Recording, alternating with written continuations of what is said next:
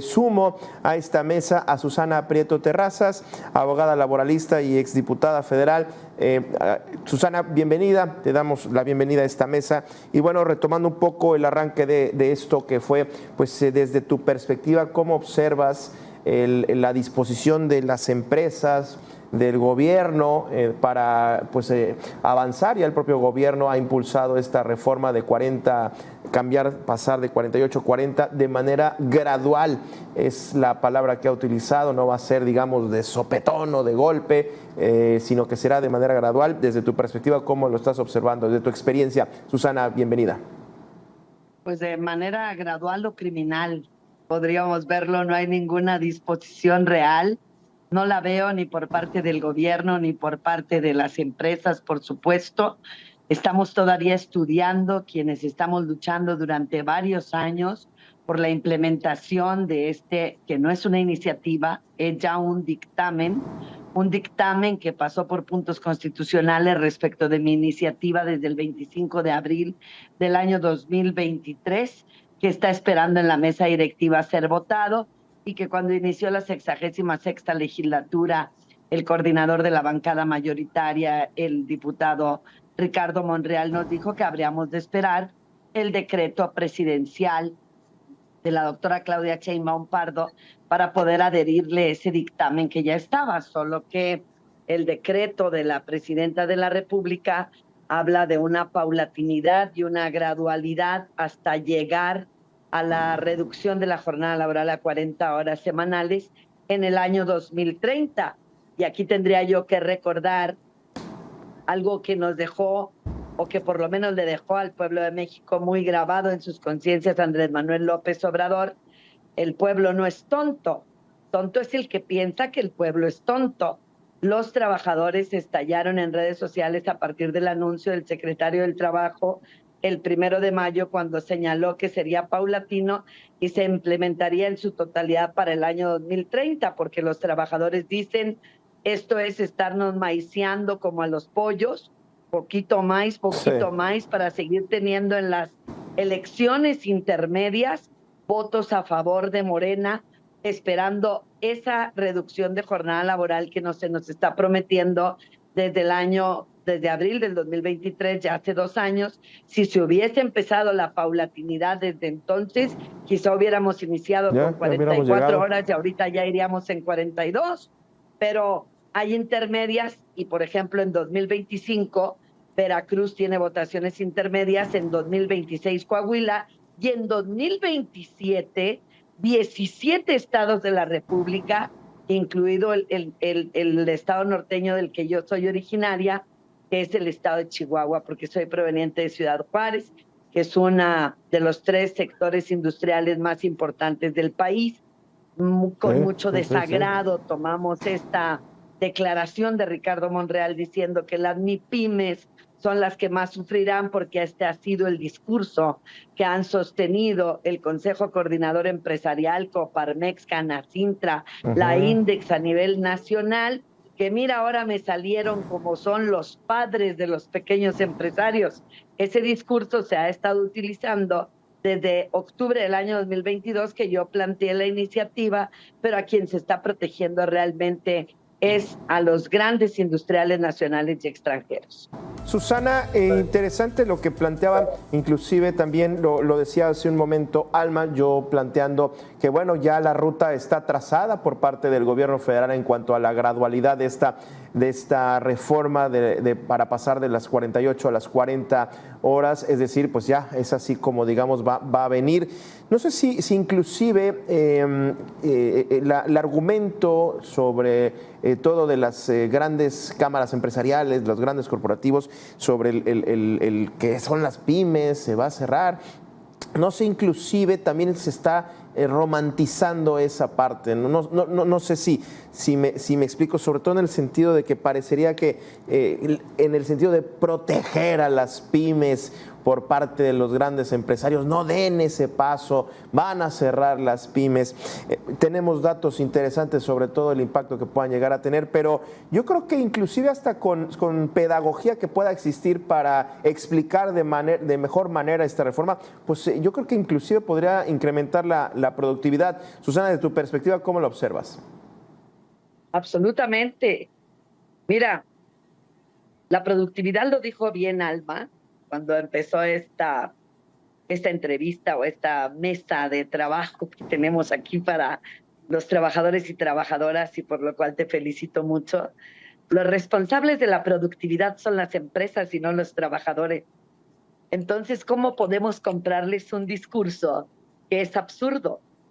Cuando tú inicias tu jornada laboral, llegas con todas las pilas que te ha dado el recuperar tu energía, el haber dormido, el haber tomado un baño, el haber dejado a tus hijos en la escuela, la felicidad de todavía llevarte tu sonrisa en la mente, y llegas movidísimo. Por allá de las 12 del mediodía empieza a disminuir tu capacidad productiva, porque ya evidentemente estás cansado, llegaste a las 7 de la mañana, tienes 5 horas trabajando y ya evidentemente empieza a bajar tu ritmo biológico, por lógica. ¿Qué es lo que han hecho? Lo que han hecho es permitir a través de la Suprema Corte de Justicia, a través de la Suprema Corte de Justicia de la Nación, jornadas exhaustivas de labores fundados en el artículo 59 de la Ley Federal del Trabajo, que les permite distribuir la jornada laboral de los días sábados de lunes a viernes. La jornada máxima constitucional que establece la fracción primera del artículo 123 no se respeta como máximo de 8 horas. Dicen ellos, bueno, ¿para qué abrimos y gastamos luz, energía y demás? El sábado y el domingo vamos a hacer los que laboren todas las horas del sábado, las 8 horas del sábado, distribuidas de lunes a viernes. Por eso muchos trabajadores de la industria maquiladora, cuando yo planteé la iniciativa, me decían, oiga, licenciada, perdóneme, pero usted está como medio retrasada. ¿Cómo está buscando que descansemos 2 días por semana? Si desde que nosotros iniciamos a laborar en la maquila, descansamos 2 días semanales. Le digo, no, compañero. A ver, son 6 días de la semana, 8 horas diarias, jornada de 48.